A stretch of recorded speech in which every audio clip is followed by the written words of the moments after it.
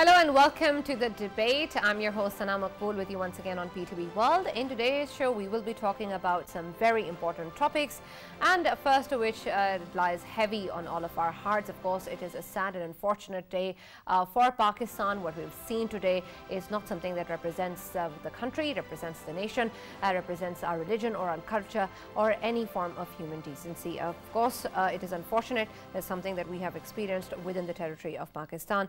But what has happened in Sialkot regarding the Sri Lankan operational manager who was lynched and burnt alive is of course very shameful and tragic.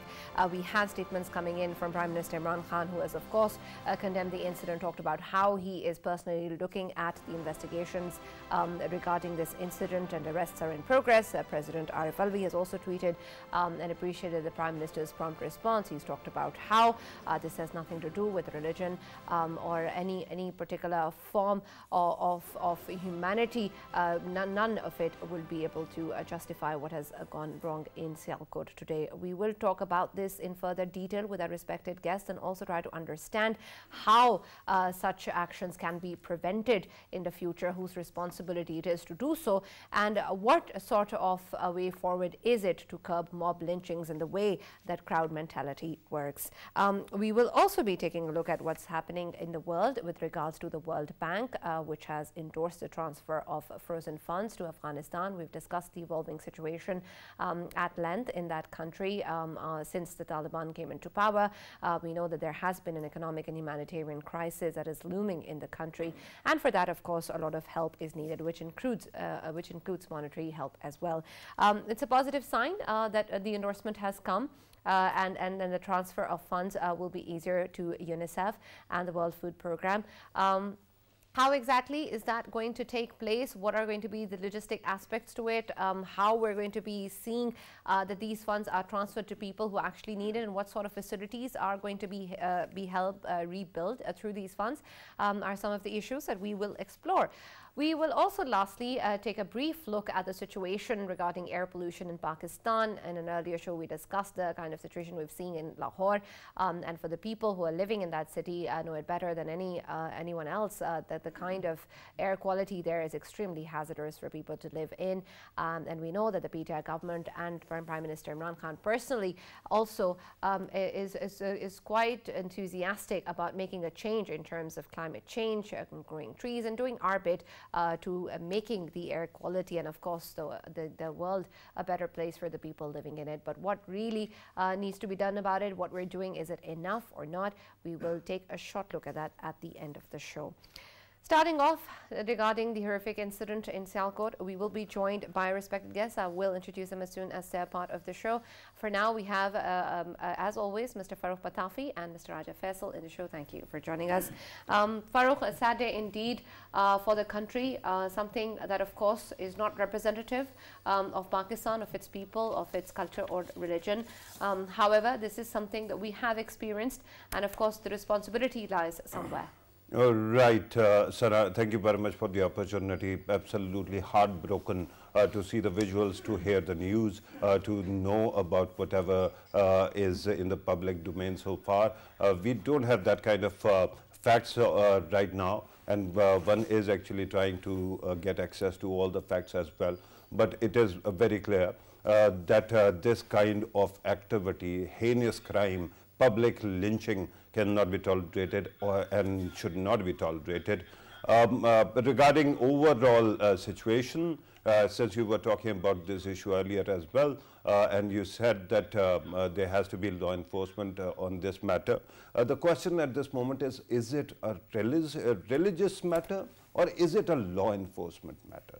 Because usually what we do, and we have been doing it, is we have been focusing on the religious aspect. But wherever law enforcement cannot work, there you can see that people actually get away with murder. In the past, in Sialkot, there was another lynching that had nothing to do with religion, but that took place also, and people kept on photographing it, recording the video. But again, let me also remind everybody who is listening that in my short career with PTV, in the past 7-8 years, I've done somewhere around 93 programs on one topic and one topic alone. which is National Action Plan, right? We, when in 2014, in the month of December, this country encountered APS Peshawar incident, the entire country came together and they actually built a consensus on one document that was 20-point National Action Plan. If you look at that, you will see how many points it relate to extremism and curbing of it. And there are issues regarding counter-narrative against terrorism as well, or extremism. Sadly, while the military component of the state kept on working on it, I don't see that the civilian side has been able to actually come up to scratch. And it is very important right now to remind everybody that we need to combat all this hate, anger, and extremism, because if we don't do it, it is going to create a lot of problem in coming days. Right, absolutely. Before we continue with the discussion, Farooq, let me also introduce our respected guests that have joined us on Skype and on telephone line. We've been joined by Dr. Qibla Ayaz, who is the chairman of the Council of Islamic Ideology, and we've also been joined by Mufti Imran Sandhu, who's the religious scholar. Thank you very much, both of you, for joining us on the debate. We are, of course, discussing the horrific incident that has taken place in Sialkot. And of course, there is a lot that needs to be done in terms of enforcing the law, and in terms of implementing strategies and actions that are needed to prevent such incidents from taking place. But unfortunately, religion is something that is being used by the people as a justification for such actions, and that, of course, is not true. However, it is something that perhaps drives the kind of numbers that we see in mobs and crowds to go and act in such a way. Mr. Mufti Imran, I will start with you. Considering that we have seen this is used for people to believe that they're doing an act of violence, and that is a justified act that they're doing, it is important for us to make it clear that it is not part or it is not related in any way to Islam or any particular religion. Nahmaduhu wa nusalli wa nuslimu ala rasulihil kareem. Bismillahir Rahmanir Rahim. First of all, Assalamu alaikum wa rahmatullahi wa barakatuh.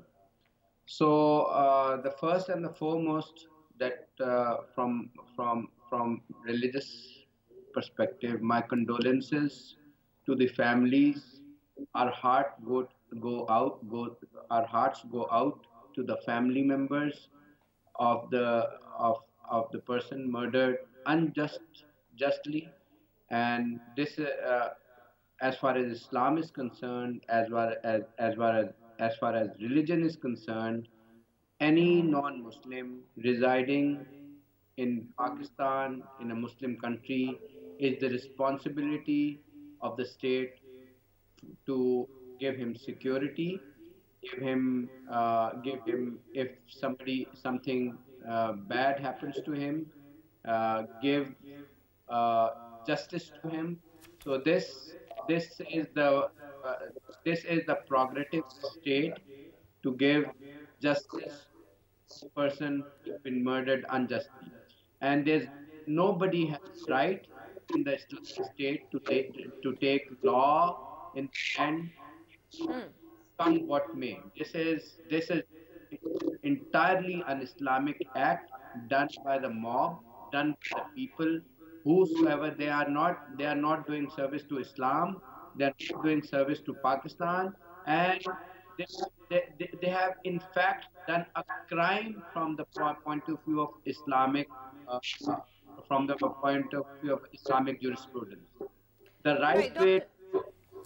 Yes, Dr. Qibla Ayaz, can you also help us understand, when we talk about the way that people think about their religion or what they feel, the kind of ideology that they believe in, this of course is something that they think that they're doing is right and is okay, and what is a good way for them to behave. What really needs to be done in terms of the individuals that form these crowds and these mobs, for them to understand that this is not what their religion teaches them? Right. Allow me to actually piggyback on this question. Qibla Ayaz, one question for you from me as well. Regarding counter-narrative, how can the clergy actually play a role, and CII play a role in building a counter-narrative against this kind of extremism, sir? Thank you very much indeed.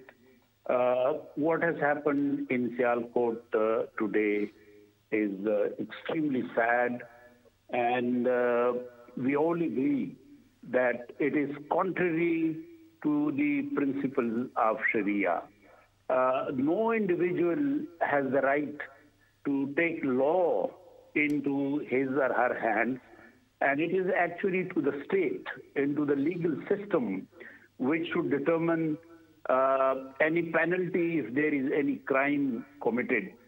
So what has happened is condemnable and in very clear terms not allowed by Sharia. So there is no justification whatsoever for this sort of action. As far as Council of Islamic Ideology is concerned, we have developed this Paigam-e-Pakistan, the message of Pakistan, which has been signed by all the ulama of all the denominations of the Muslim sects. And it clearly says that law has to be implemented only by the state.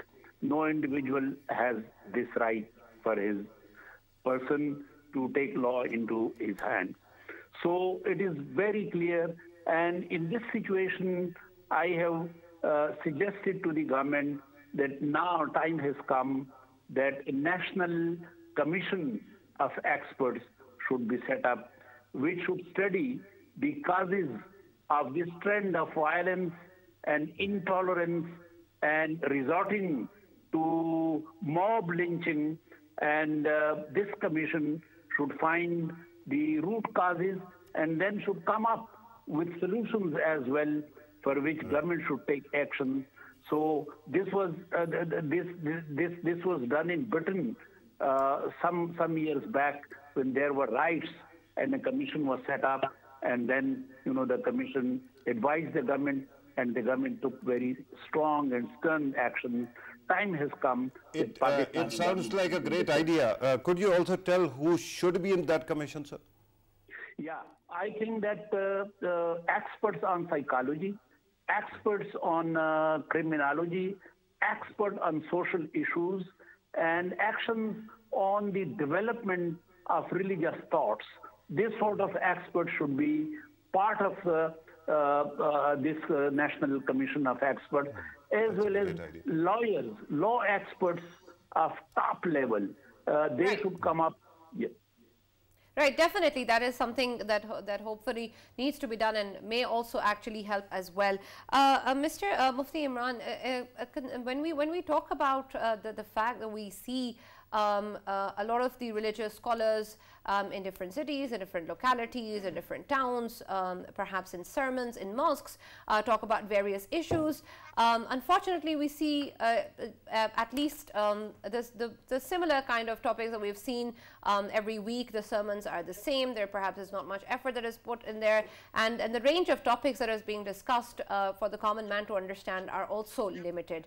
What do you think can be done in terms of a coordinated strategy, in terms of getting all the people who are actually in positions of influence, from the smallest to the bigger ones, to actually change the kind of way that the common people think and understand their own religion? Is that being done? Well, I think there should be a criteria, and there is a criteria where the committees are made over there.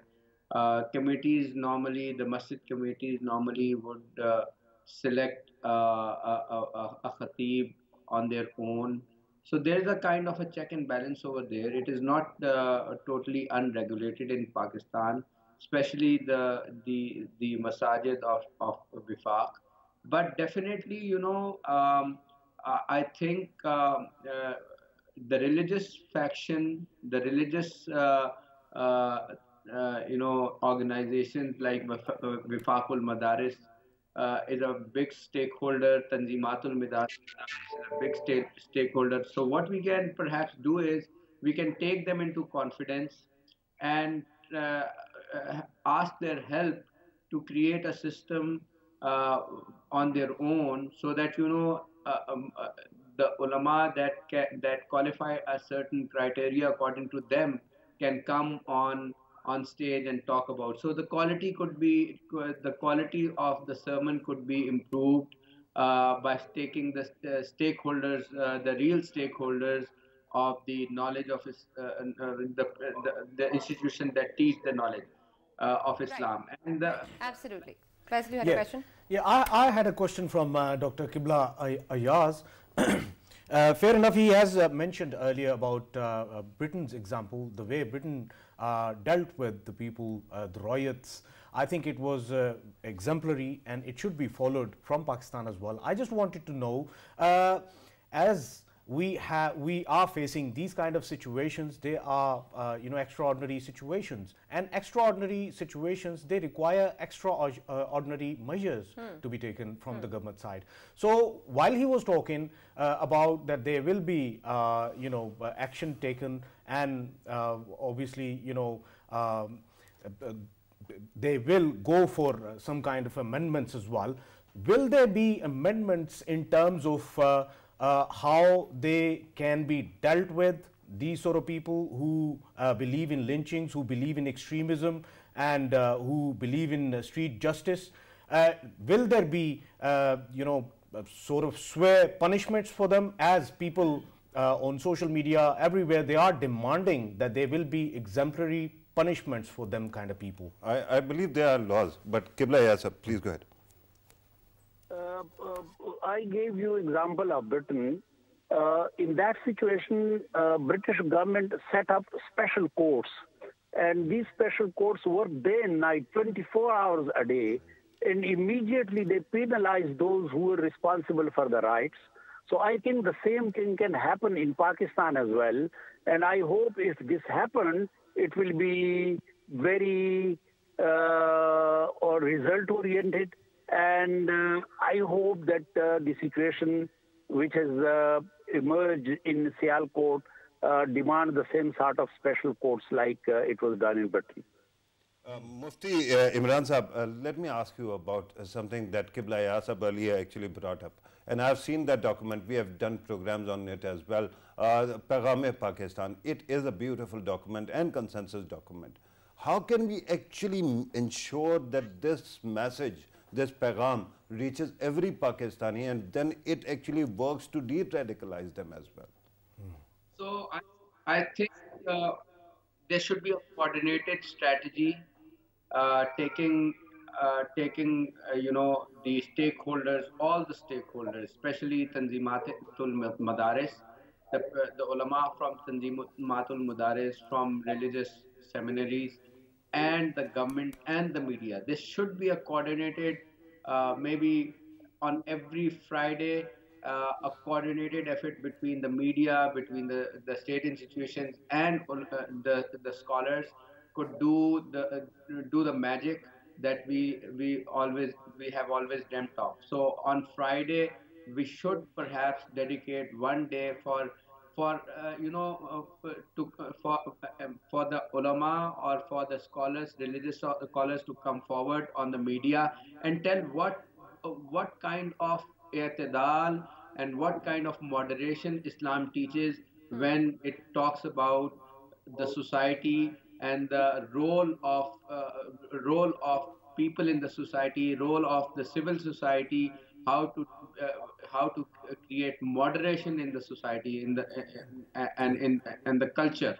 So Absolutely. I think this could be a very good idea to implement, that Fridays should be dedicated for religious lectures with regards to moderation. How Right, Islam and building on that, Mufti Imran Sahab, Dr. Qibla Ayaz, I'd like to ask you the last question regarding this topic. When we talk about spreading the true picture of Islam and helping people understand what it is and the kind of measures that can be taken, of course it's important for the children in schools to also learn of their religion in a similar way.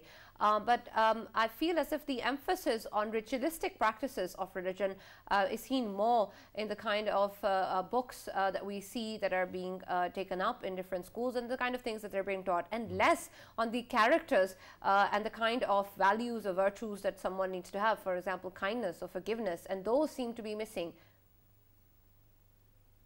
You're very right. I think role of syllabus and the environment of educational institutions is also very important. And I think time has come that we take on board the different wifaqs, the boards of the religious seminaries, Dini Madaris. And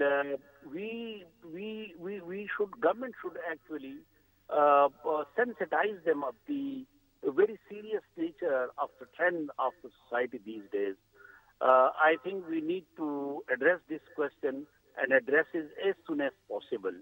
If not, I think our society is doomed. It is going to a very terrible situation. The present event of Sialkot has an international dimension as well, because the person who was killed and burned is Sri Lankan. And so we know that, we have a special relationship with Sri Lanka. So the international image of Pakistan is going to become at the lowest ebb if this sort of situations continue. Absolutely. Thank you very much, Dr. Qibla Ayaz and Mufti Imran Saab, for joining us on the debate and speaking to us about this very important issue. Before we conclude, Farooq, I also want to talk about the psychology of mobs, of crowds, of people functioning as a mob and as a crowd.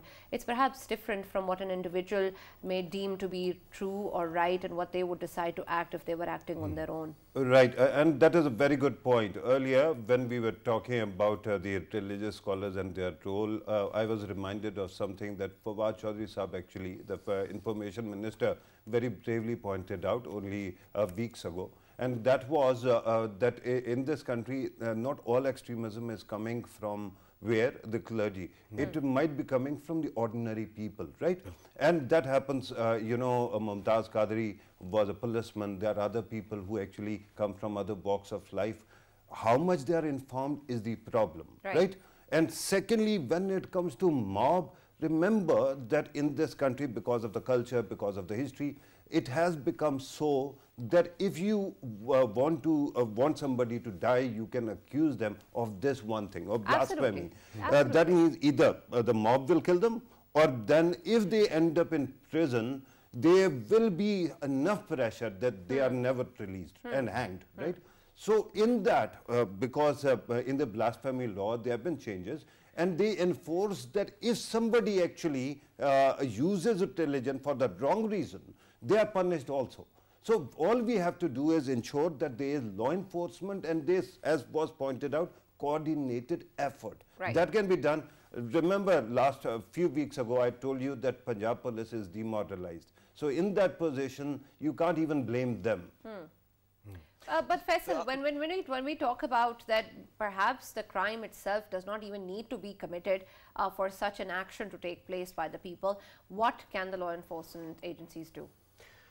There's a lot they can do. I was looking at the footages and, I did see quite a few policemen there, and they did not stop it. And there were people, I'm pretty much sure the mob that was standing there, only less than 1% was there to lynch that man there. Rest of them, they were not there to lynch, but they were just the spectators. See, in every society, existence of good and evil, there is always there. We just need to highlight good, empower good more and more, rather than, letting evil growing itself and becoming more powerful. Right. One more thing regarding comparisons, because the Indian media also usually focuses on this. In India, whenever a lynching incident takes place, their prime minister disappears, right? Never makes a statement. Whenever such a sad incident takes place in Pakistan, the prime minister is in public eye condemning it. All the ministers are, army chief is, chief justice of Pakistan usually takes a notice immediately, right? So that means while we have systemic problems in enforcement, at least the direction of the state is correct. Just one last comment.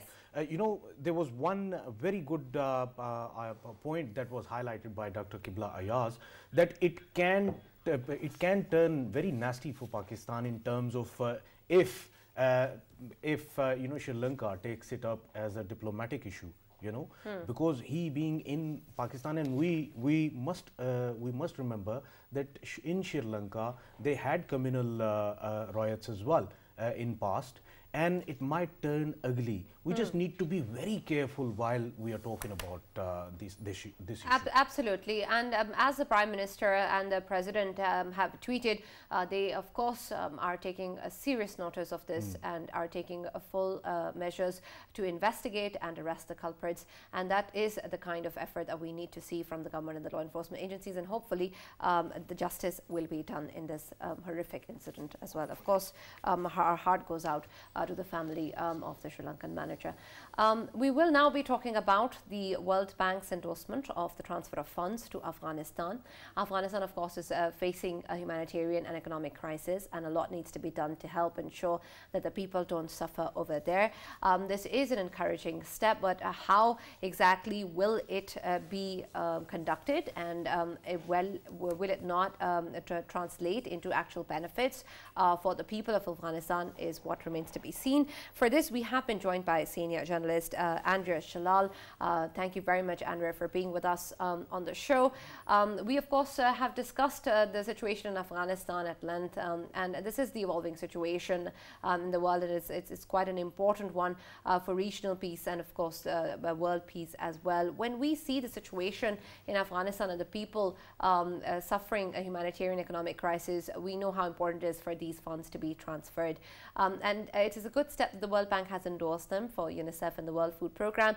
But how do you see logistically the transfer of these funds actually bringing about a change for the people? Well, thank you very much. I think that the logistics are still being worked out. As you know, it's very difficult and problematic.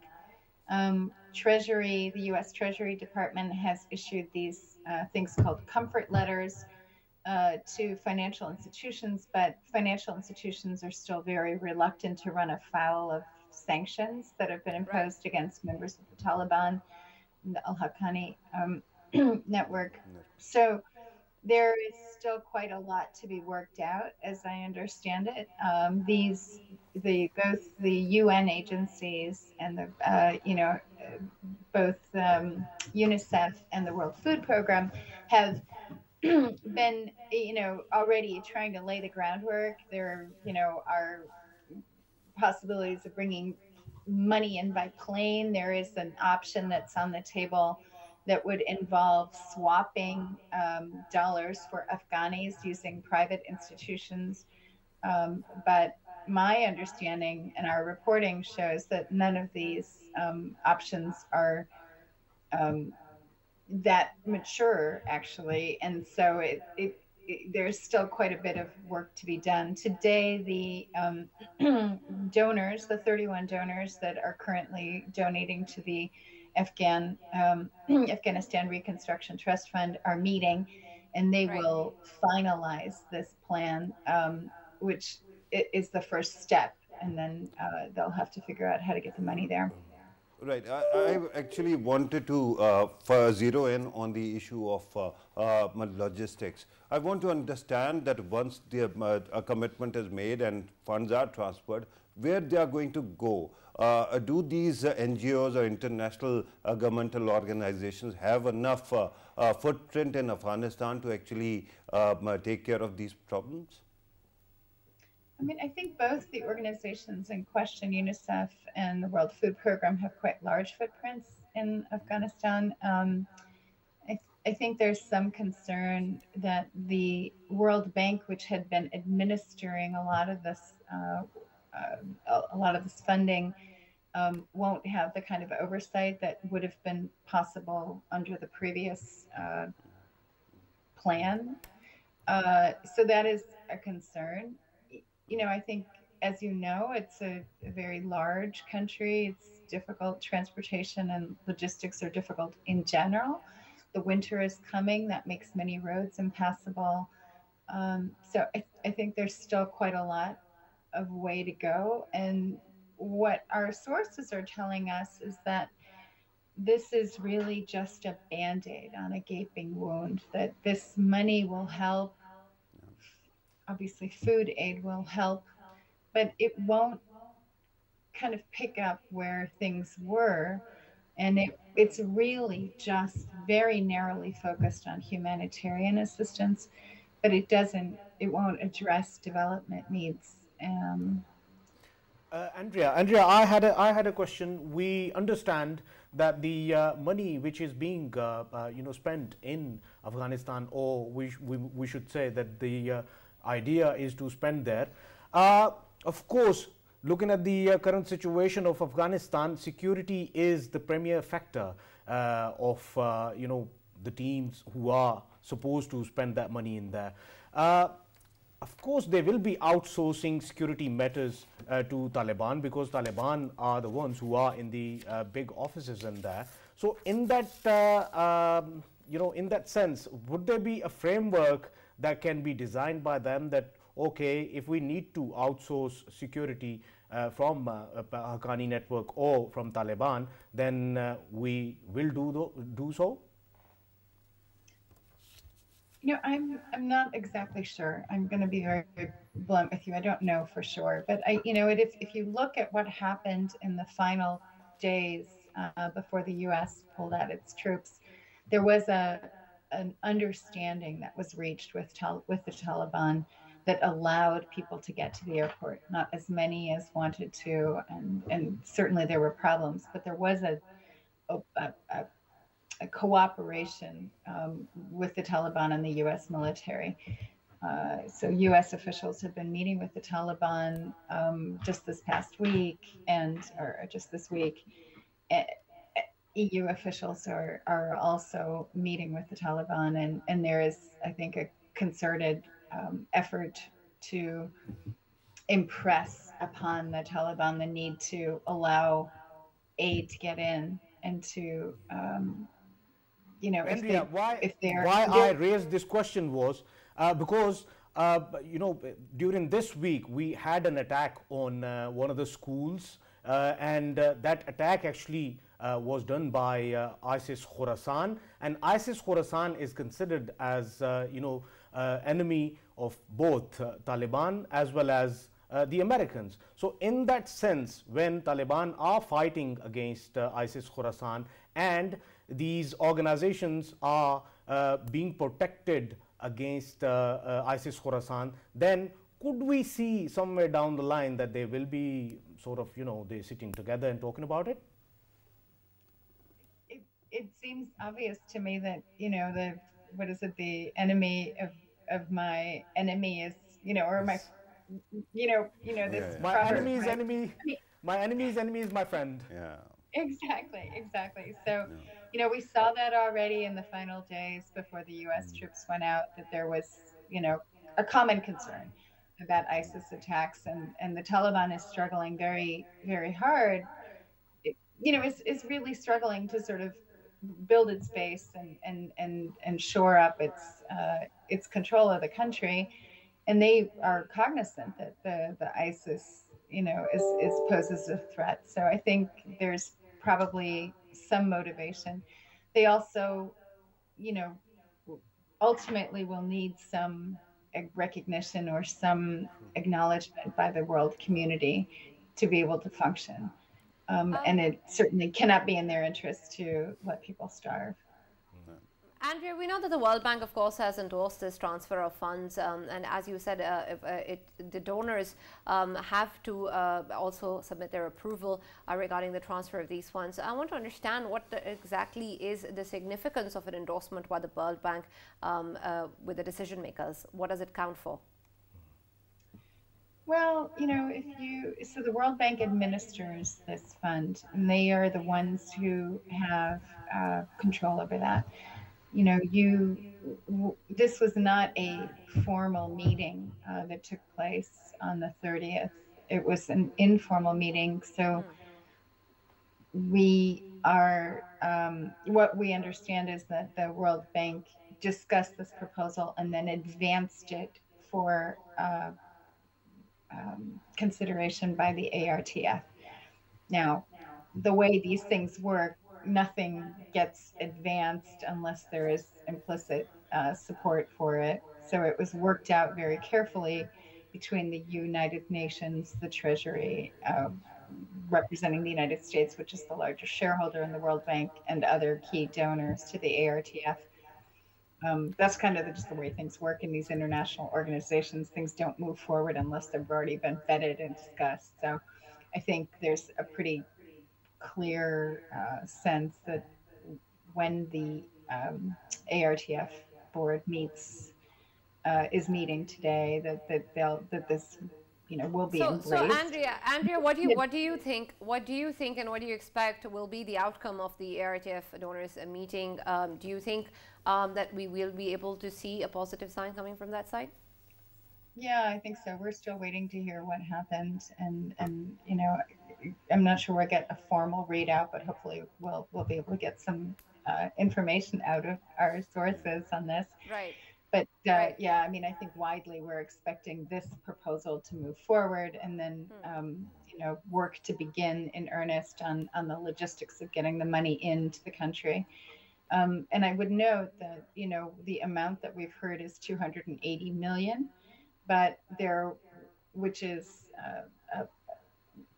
not the whole amount that's in the ARTF. It's close to 1.5 billion. So we had heard that there's planning or thinking about potentially raising that up to about 500 million over time, so perhaps in a second installment. And post the approval, if we do get it, how soon do you think that this transfer is going to take place? I don't know, but time is obviously of the essence, right? One of our sources was, talking about just the advancing winter. The logistics just get harder and harder in Afghanistan as the winter advances, and the situation is very dire. The economy is crumbling. It's barely holding together, and I think this is one of the concerns about this proposal. Will go really only to humanitarian agencies with a focus on health and food, but there is the additional problem that the public sector workers haven't been paid for months and months and months, and there is a lot of pressure from UN officials and others to ensure that the public sector continues to function. I think it's a balancing act. The U.S. government and other countries want to maintain pressure on the Taliban to make good their promises to allow girls to attend schools and other things. But these, there's some question. People that I've spoken to have some question about whether the Taliban is responsive to that kind of pressure. Right, and Andrea, as you discussed earlier, of course, that this is only a small part and only a focused humanitarian assistance that will be transferred into Afghanistan with these two agencies. When we talk about the actual need of the country, that's of course far more than that.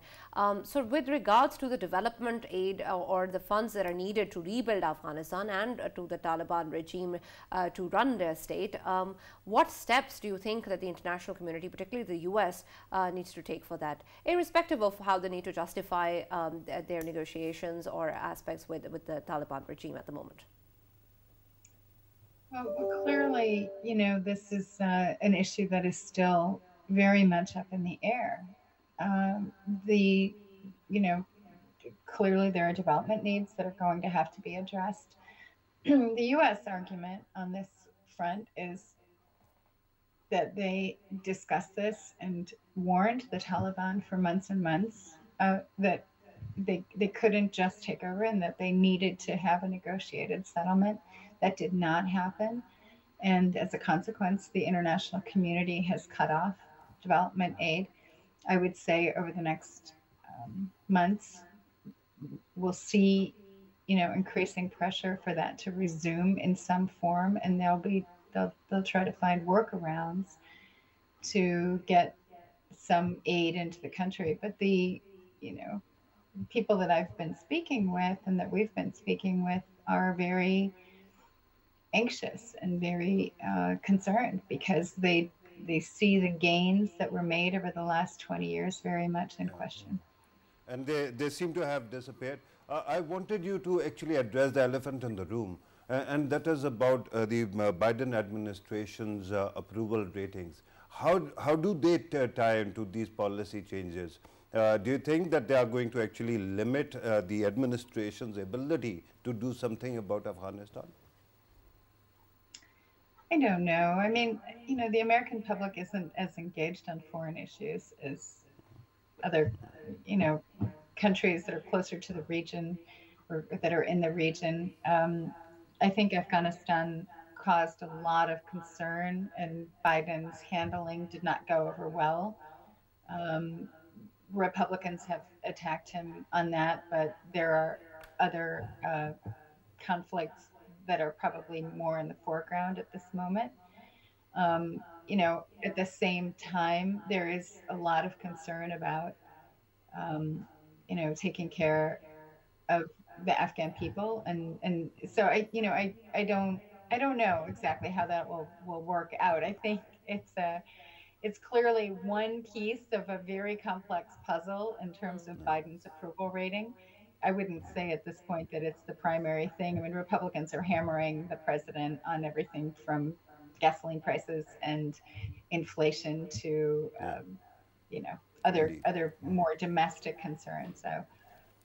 Andrew Shalal, senior journalist, thank you very much for joining us on the debate and speaking to us regarding what is, of course, going on in Afghanistan, what the international community needs to do, and the step from the World Bank, whether or not that's actually going to result in a beneficial impact for the people of Afghanistan. Moving forward, we will be taking a look at the situation within the country regarding the situation of air quality, of course, with particular reference to the city of Lahore, which is facing the worst case scenario with the air quality index going towards a hazardous extent.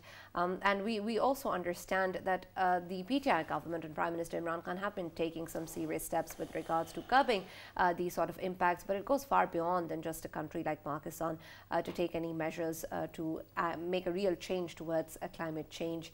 Faisal, so far, whatever measures have been taken by the government, do you think they are enough? To me, I think they seem enough for now, but steps are needed to be taken for a longer run, for future, hybrid buses, hybrid cars, hybrid motorbikes. As we have more motorbikes on the roads than cars, we have to have hybrid motorbikes, and we need to have a cleaner source of energy for the future concerns. And that's how we can fix it. And I'm sure that government is doing a lot, because recently I heard that government is trying to procure a technology from the Western countries to reduce the current smog, which is really good. But for the longer run, we as people have to play the role as well. Absolutely. We have been joined by environmentalist Momi Salim. Thank you very much for joining us on the debate. Before we talk about what needs to be done, help us understand how bad really is the situation in Pakistan, particularly in Lahore.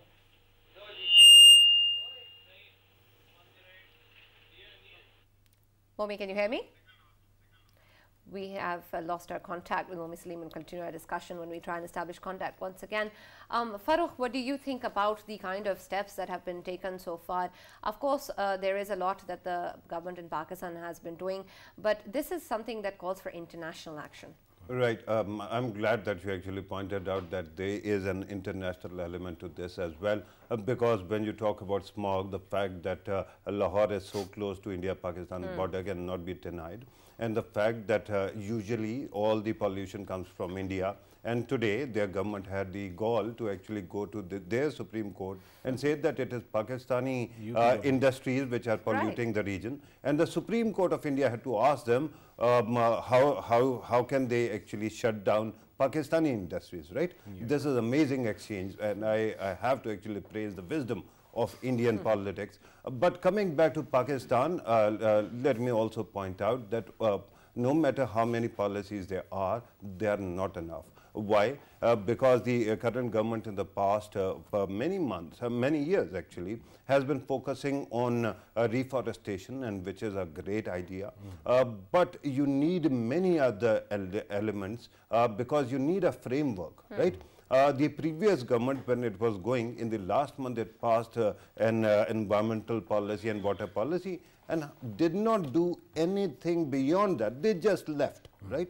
This government has been picking up pieces, but you need the entire nation's response to this matter, because whether you are emitting enough carbon or not, the fact is that because of our neighbors who are some of the highest polluters, we keep on suffering, and Pakistan is the 8th most vulnerable country in the world. Absolutely. We have to save ourselves and do more. Absolutely. Momi Salim, environmentalist, has joined us once again. Can you hear me, Momi?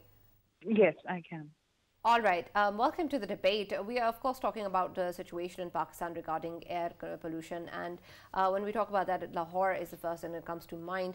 Before we talk about what needs to be done, can you help me understand, and our viewers, how bad the situation really is in that city? Well, it has been it has been worsening in past so many years. And I think despite a lot of commission, despite this report of commission and a lot of actions that were marked, still we see that there is no significant change in the quality of the air. And we see this is not, I mean, the kind of air pollution we have, it's not a livable city anymore. And surprisingly, today I was in Lahore and I was coming back. You have this hazy view, and it's not good for children, for old people, even for young people, because this is going to, as we all know, and it has been repeated millions of times on media as well. But I would really like to concentrate on the solution. I think every time we are talking about pollution from neighboring country, we are talking about brick kilns, but nobody talks about urban development and how important it is for us to actually develop urban areas in a way that they do not become, resource inefficient. And that is what is happening in Pakistan. 8 of the big cities are facing that. What to talk of Lahore? You look at Islamabad, which was a green city and still is green city, but still it has a lot of smoke just because nobody has pinpointed it. So it is not talk on media. But in fact, in Lahore, we do not have a neighboring country. So we have to actually think about how we are expanding our urban areas, what kind of amenities are we providing, and whether they are efficient enough. For example, public transportation we don't have. Everybody is using their own individual cars, low quality of fuel. Despite introducing a good quality, still people cannot afford. So they are using their individual cars. In one household, you see 2 to 3 cars, right? So the number of cars you have, of course, we have to actually think of policies that can reduce the number of cars on the roads, and we should be able to move towards mass transit, because I think transport has been ignored. And according to our own ministry, 25%. I mean, there are 2 figures that are given, 25 and 40%. So the contribution to greenhouse gas is also, I mean, of transport is 25 to 40%. So we really have to think about where we are actually adding this air pollution. Right. Momi, we saw some positive things coming out of the COP26 summit earlier, and we saw perhaps that there is going to be an action taken which is going to have a real impact. As an environmentalist, did you find any of those measures encouraging? You mean the COP discussions? Yes. Yeah, so I think COP was, yes, it was good that we had COP, but I don't think it was very productive. For Pakistan, it was because we presented our case very well as a vulnerable country.